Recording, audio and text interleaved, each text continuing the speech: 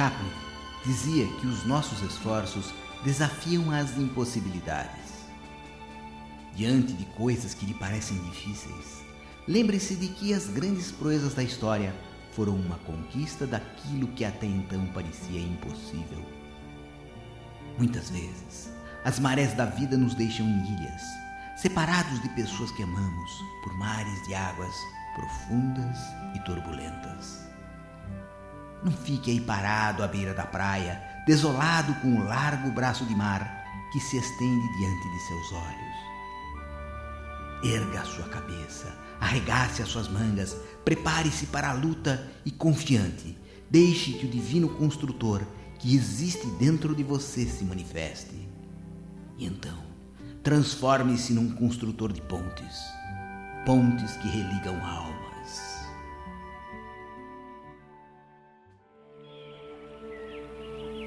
O objetivo desta vivência é aproximar corações, seja através de uma reconciliação, da conquista ou de um oferecimento de perdão, do reinício de um diálogo interrompido, da quebra de um bloqueio de comunicação, do despertar para si a atenção de alguém, de promover a atração de um ser especial, da criação de um novo vínculo de amor ou de amizade, do reconhecimento de uma situação por outra. Isto é, trata-se de uma vivência que tem por cunho específico criar pontes psíquicas efetivas entre pessoas.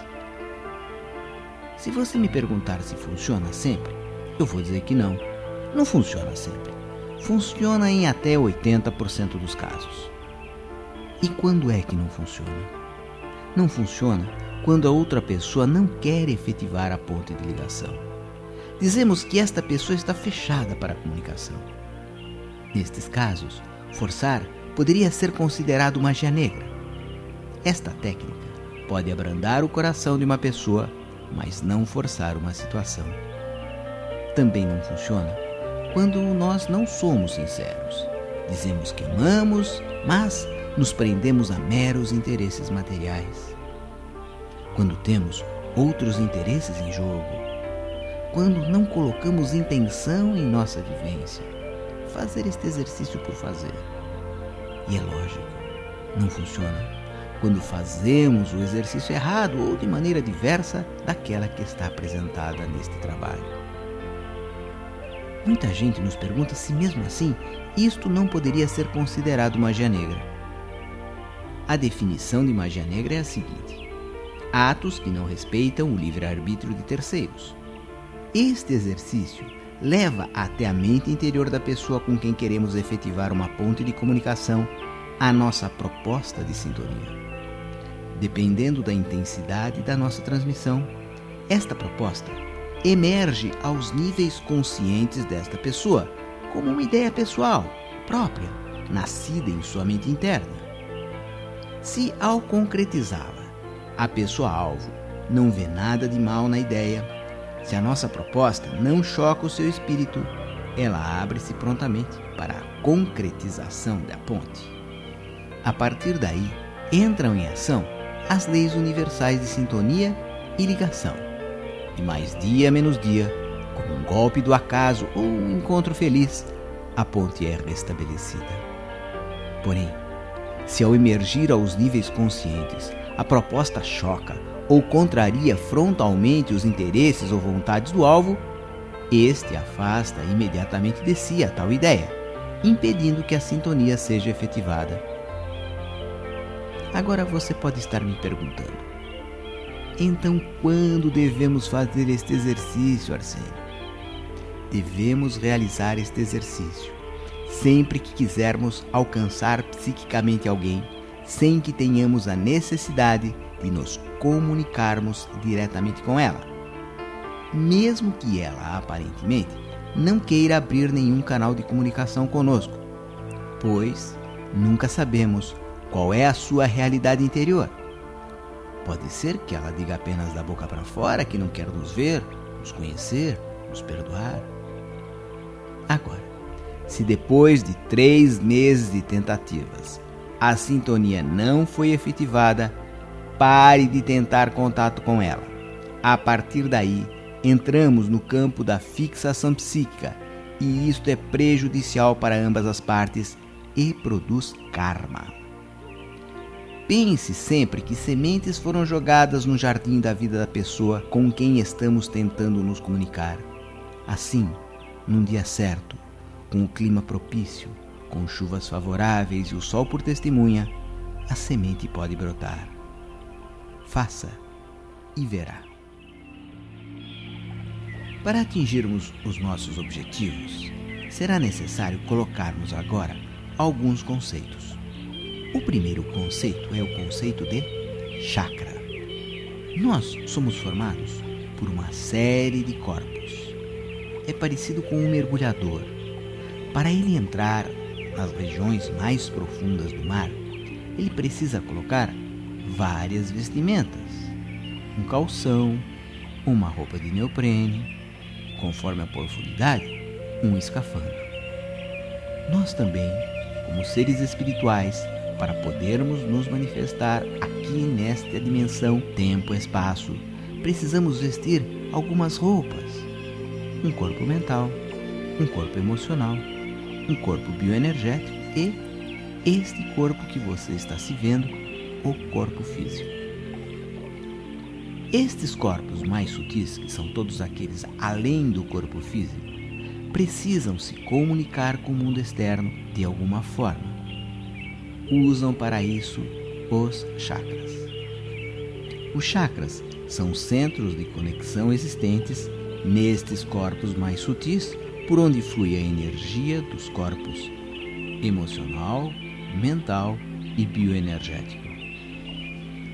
A clarividência mostra que eles assemelham-se a círculos que brilham na periferia do homem. Tratam-se de verdadeiros torvelinhos de energia. Quanto mais evoluído o indivíduo, mais luminosos e resplandecentes são os seus chakras. Existe uma infinidade de chakras por nosso corpo. São os mais conhecidos: o chakra básico, o esplênico, o umbilical, o cardíaco, o laríngeo, o frontal e o coronário. Nesta nossa vivência, trabalharemos apenas com 3 deles: o coronário, o frontal e o cardíaco. O chakra coronário está relacionado a uma profunda busca interior, filosófica, religiosa ou espiritual, sobre o significado e o propósito da vida. Ele nos conecta com o divino, liga o indivíduo com a espiritualidade e integra o seu ser em todos os seus aspectos: físico, emocional, mental e espiritual. O chakra coronário é o ponto de entrada da energia divina que vem através da alma, que dá vida e anima o corpo físico, que traz a consciência de que se é algo muito mais além que a matéria física.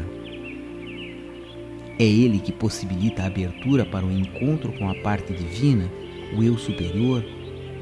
Esta comunicação com o divino traz o sentido de unidade, de totalidade, e estimula o desenvolvimento de uma identidade espiritual e de uma consciência cósmica.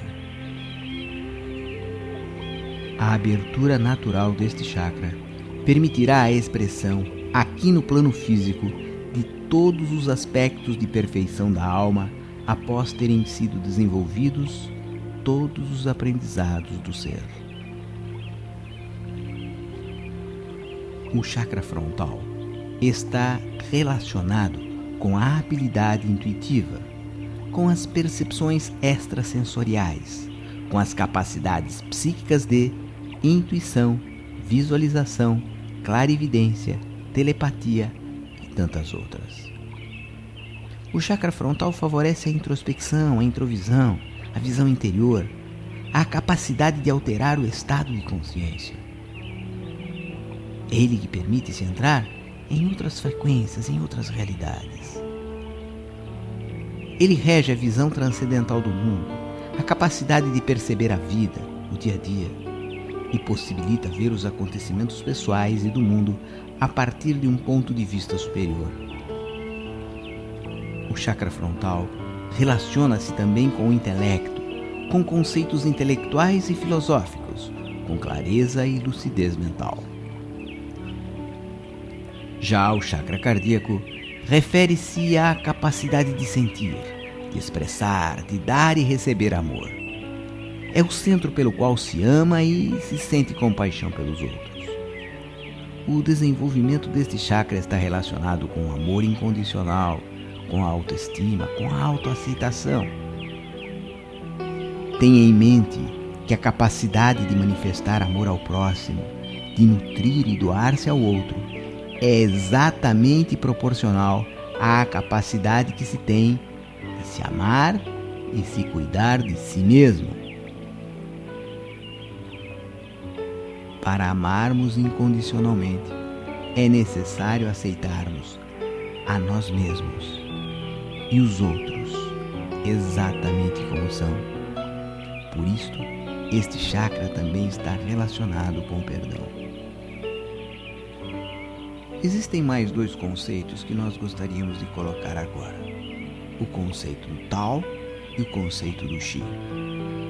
Tao é uma palavra hermética, intraduzível, que alguns, para facilidade de pensamento, denominaram de lei, norma, religião, dever. O Tao é tudo isso e muito mais. O Tao é o trânsito do Sol na abóbada celeste. É o sopro do ar numa manhã de primavera. É o correr dos rios no seio da terra. É o doce canto dos pássaros. É o pijama do vovô, o garfo do almoço, a botina da prima Marieta, o pensamento do poeta, o último suspiro de um bandido. Uma boa imagem para ele é a do caminho perfeito, a linha de menor resistência entre dois pontos. Isto quer dizer que existe uma lei, o Tao, que se expressa de várias formas e de um modo perfeitamente natural. Os mestres dizem que o Tao é a verdadeira linguagem da natureza e que todo o problema de doenças está ligado ao fato de o homem violar a sua própria natureza, provocando tensões físicas e psíquicas que irão produzir um desgaste anormal no organismo. Dizem eles que o sentido próprio do vocábulo Tao é caminho, via, mas ele também significa dizer, de onde vem o sentido de doutrina. Portanto, o Tao lembra a imagem de um caminho que se há de seguir e, ao mesmo tempo, a arte de pôr em comunicação o céu e a terra, as forças sagradas e os homens, o poder mágico religioso do adivinho, do feiticeiro, do rei. Para Lao Tse, criador do taoísmo, o Tao era a harmonia do mundo, a verdadeira base da qual todas as coisas são criadas ou da qual todas elas jorram. Acreditava ser impossível descrever o Tao de maneira direta e racional, ou seja, não se pode usar o intelecto para compreendê-lo, pois possui um caráter indizível. O taoísta deve meditar, imerso numa profunda tranquilidade, procurando apagar o mundo externo de sua consciência. Só assim poderá alcançar a união com o Tao e será preenchido pelo Chi, a força vital. O Chi é a energia universal que possui duas polaridades, o Yin e o Yang. Estas polaridades podem transmutar-se. Assim, o excesso de Yin pode se transformar em Yang e o excesso de Yang pode se transformar em Yin. No corpo humano, estas duas modalidades de energia circulam através do que chamamos meridianos, que são vias virtuais de condução dessas energias sutis e cujo equilíbrio ou desequilíbrio ocasionarão saúde ou doença. Existe um símbolo gráfico desta polaridade do Tao, o Kua, que consiste em uma parte negra, Yin, e uma parte branca, Yang. O Yin, negativo, feminino. O Yin é negativo, feminino, frio, úmido. O Yang, por sua vez, é positivo, masculino, quente e seco. são duas forças cósmicas cujas superfícies são rigorosamente iguais. E o círculo que os rodeia é o tal, o princípio superior ou conciliador. A parte negra encerra um ponto branco e a parte branca um ponto escuro, para demonstrar que qualquer que seja o elemento do mundo criado, não é ele absolutamente positivo ou negativo. Você pode ver o símbolo do Kua aí na sua apostila. A manifestação dessas duas forças é observável em toda a criação. O Sol e as estrelas, do ponto de vista taoísta, é Yang. A Lua e os planetas, Yin. O homem e o dia, o movimento, são Yang. A noite, a mulher e o repouso, são Yin.